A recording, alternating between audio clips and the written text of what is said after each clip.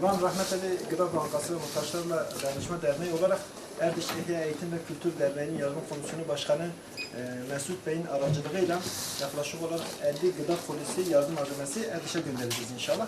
Tabii daha önce özellikle memleketimizin yaşadığı büyük yıkıcı depremle beraber biz Erdiş İhya Eğitim ve Yardımlaşma Derneği ile beraber bir kriz masası oluşturmuştuk. Bu kriz masası çerçevesinde yine karşılıklı bir şekilde yardımlaşmalarımız olmuştu. Özellikle yardımların kesilmesiyle beraber Erdiş'teki yıkımdan kaynaklanan bazı mağduriyetler söz konusu. Özellikle yetim ailelerin çokluğu. Bu konuda Erdiş İhya Eğitim Derneği'ndeki arkadaşlar harekete geçirdi. Allah onlardan razı olsun. Biz de inşallah onların aracılığıyla 50 gıda paketimizi buradaki yetimlere ulaştıracağız.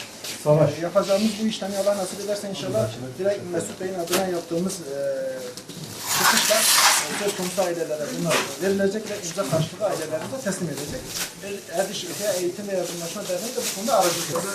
Rahmet Ali Gıda Bankası'nda yaptıkları yardımdan dolayı Allah razı olsun. Allah hayırlarını kabul etsin.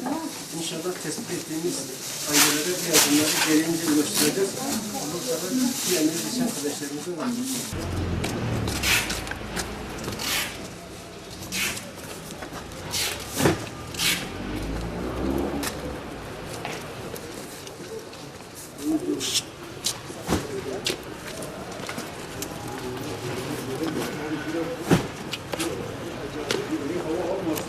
Arkadaşlar lazım.